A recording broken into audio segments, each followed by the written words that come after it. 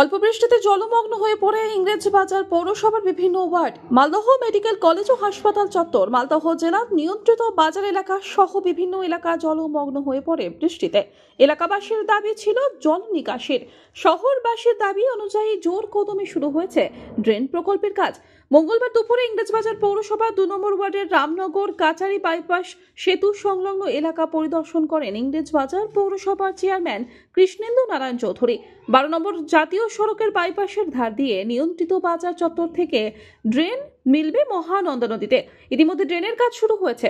সরজমিনে কাজ খতিয়ে দেখেন পুর প্রধান। এছাড়াও উপস্থিত ছিলেন পুর আধিকারিকরা। ইংরেজবাজার পৌরসভার বিভিন্ন ওয়ার্ড, মালদহ মেডিকেল কলেজ ও হাসপাতাল চত্বর, মালদহ নিয়ন্ত্রিত বাজার চত্বর সহ বিভিন্ন এলাকা বর্ষার সময় জলমগ্ন হয়ে পড়ে।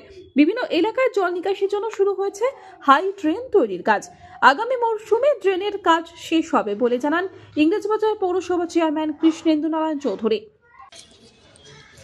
আমাদের একটা মেজর ড্রেন প্রায় 10টা ওয়ার্ডের উপর জল লগি হয়ে থাকছে, বিল আছে একটা।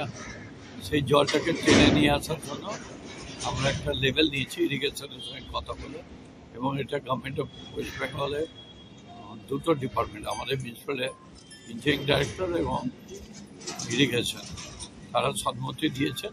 এবারে কাজটা করলে ওই এলাকার জলগুলো, যেরকম hospital, RMC, bus stand, university, এগুলো সমস্ত জলগুলো ওই দিক দিয়ে আসবে। তাছাড়া অনেকগুলো অফিসও আছে।